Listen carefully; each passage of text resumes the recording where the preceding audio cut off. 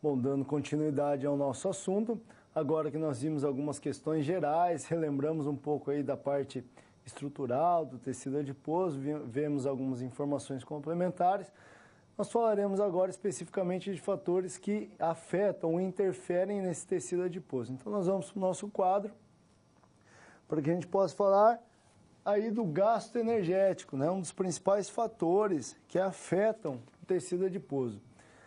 E o que vem a ser gasto energético? Né? No que diz respeito ao gasto energético, os dois principais componentes estão associados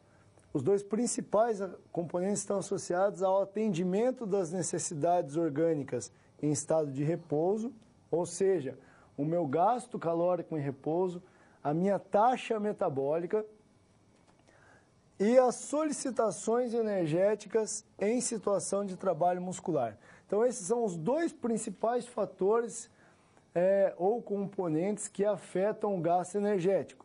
E afetando o gasto energético, obviamente, eu vou afetar o meu tecido adiposo. Então, o primeiro estado, só para que vocês fixem, é o atendimento das necessidades orgânicas em estado de repouso. Ou seja, manter a temperatura corporal, o funcionamento dos órgãos, o coração batendo, todas as funções orgânicas básicas do nosso corpo despendem energia e elas estão relacionadas ao estado de repouso. E o outro fator são as solicitações energéticas relacionadas ao trabalho muscular voluntário, ou seja, as minhas atividades, sejam elas exercícios ou sejam elas atividades diárias. Então, essa é uma referência aí de Guedes para que vocês saibam o que é gasto energético. Nós temos ainda, sobre o gasto energético, que é importante salientar que as expressões gasto energético não devem ser empregadas como sinônimo de atividade física. O gasto energético é composto por outros fatores. Então, não só atividade física. A atividade física ou exercício físico é um dos principais fatores que afeta o gasto energético.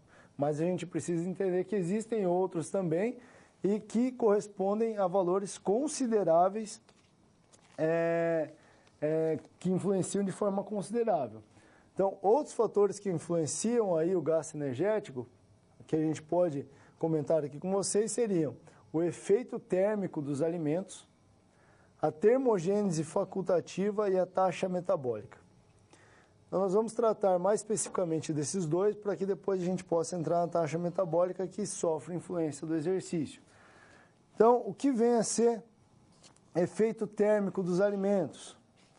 Então, o efeito térmico dos alimentos é a energia equivalente ao custo da digestão, absorção, transporte e armazenamento dos nutrientes contidos nos alimentos ingeridos. E é conhecido como efeito térmico dos alimentos. Ou seja, aquilo que eu gasto, o meu corpo gasta para digerir, absorver, transportar e armazenar, gera esse efeito térmico dos alimentos. E aí tem alimentos com maior efeito térmico e alimentos com menor efeito térmico. Então, vocês imaginem que os carboidratos simples, né, o pão, aqueles carboidratos mais comuns na nossa vida, o pão, o macarrão, eles têm uma termogênese baixa, ou seja, tem um efeito térmico baixo. O meu corpo precisa gastar muito pouca energia para digerir, absorver, transportar e armazenar. Já as proteínas apresentam um efeito térmico mais elevado. O meu corpo gasta mais energia para digerir, absorver, transportar e armazenar as proteínas. Então, isso tem relação com a minha alimentação. Aquilo que eu como durante o dia gera esse efeito térmico. Se eu ingiro substâncias que têm muita facilidade de digestão, absorção e transporte e armazenamento, eu tenho um baixo efeito térmico. E aí eu gasto pouca energia para fazer isso. Isso também pode contribuir para o aumento do meu tecido adiposo. Quando eu ingiro alimentos que têm um efeito térmico maior, como as proteínas, eu tenho um gasto também maior e isso pode contribuir para uma diminuição aí, do meu tecido adiposo. Em valores médios, estima-se que o efeito térmico dos alimentos represente por volta de 10% do dispêndio energético diário, ou seja, 10% do meu gasto energético diário pode vir só referente àquilo que eu como. E aí que eu digo para vocês a importância de se manter uma dieta adequada para que eu também ingira alimentos que tenham maior efeito térmico para que eu possa contribuir para o meu gasto energético e não acumular tanta gordura. Outro efeito que nós falamos aqui é a termogênese facultativa. Quantos termos que a gente precisa entender para que a gente saiba o que tanto pode afetar aí no nosso corpo.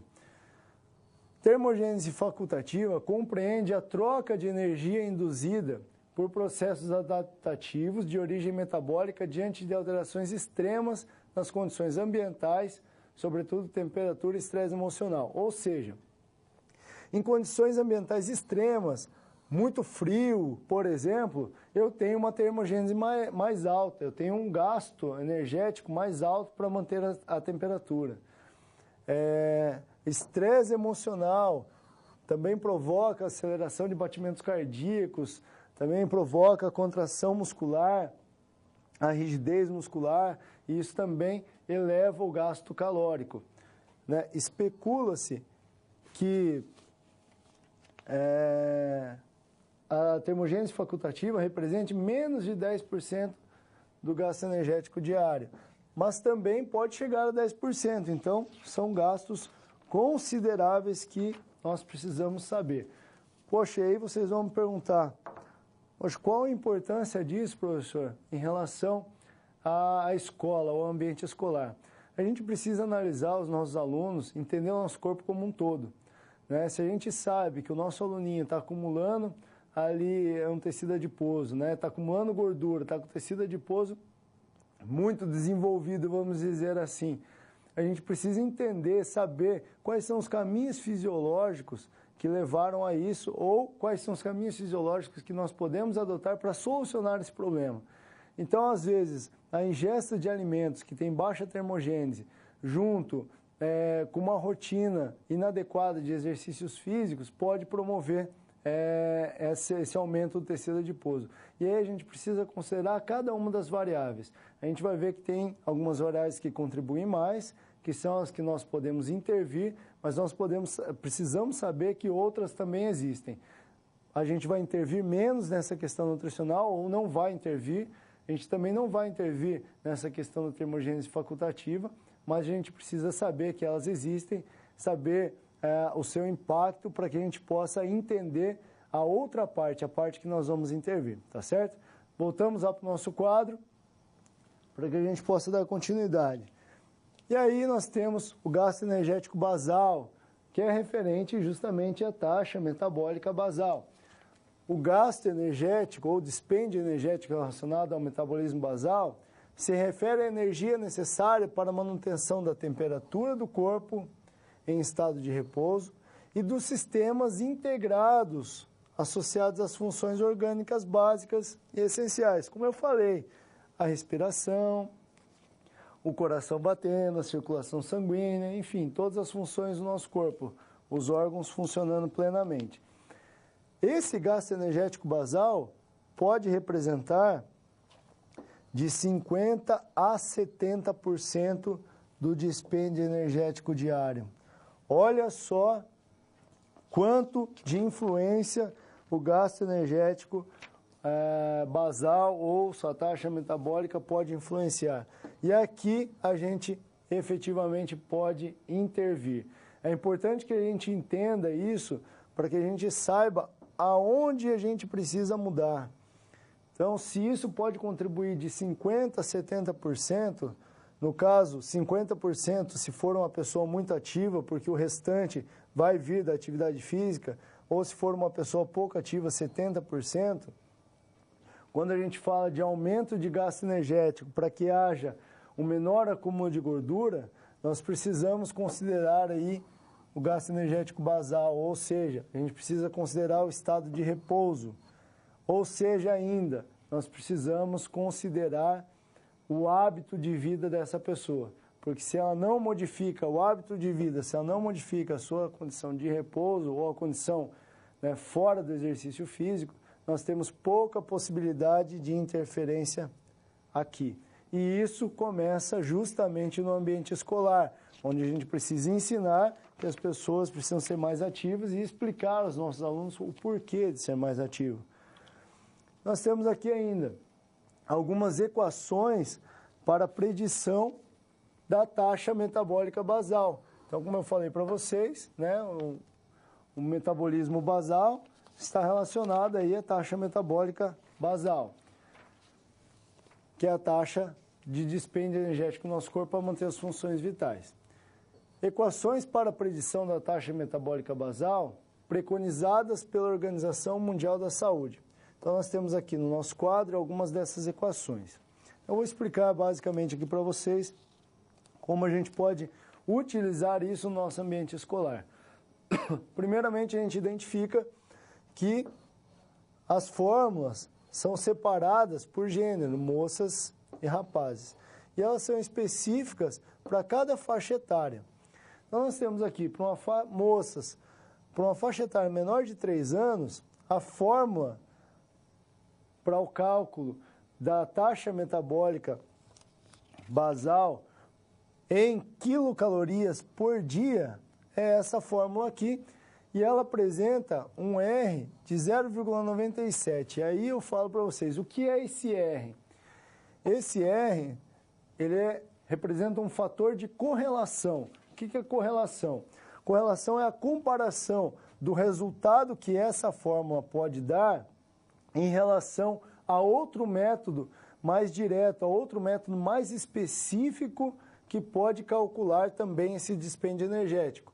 Ou seja, se eu tenho lá, por exemplo, uma análise de consumo de oxigênio que me gera o gasto energético real, e eu faço essa fórmula, ele vai dar 97% de precisão, ou seja, está 97% igual, vamos dizer assim. Então, o R é um fator de correlação. Isso aqui mostra o quanto essa fórmula se aproxima de um teste mais específico. Então, para moças com menos de 3 anos, tem 97% de chance dessa fórmula estar certa. Então, eu posso utilizá-la.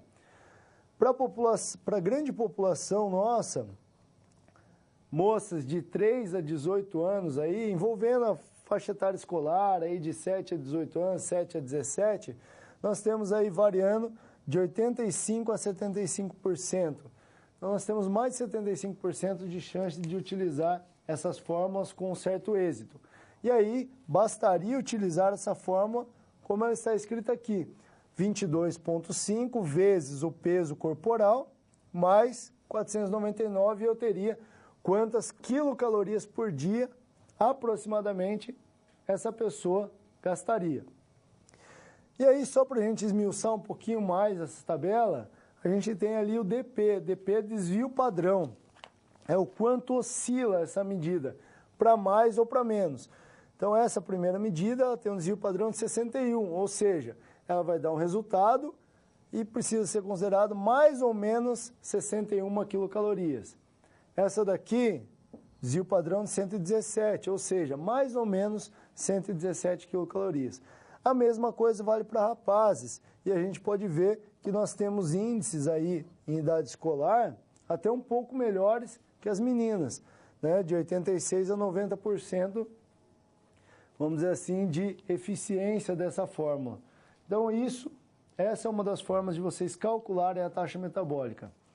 E aí nós temos, por fim, o gasto energético total. O gasto energético total que vai depender das atividades diárias, pois será a soma do gasto energético basal, por isso que é importante a gente ter um gasto basal mais elevado, justamente com a soma da quantidade das atividades realizadas durante o dia.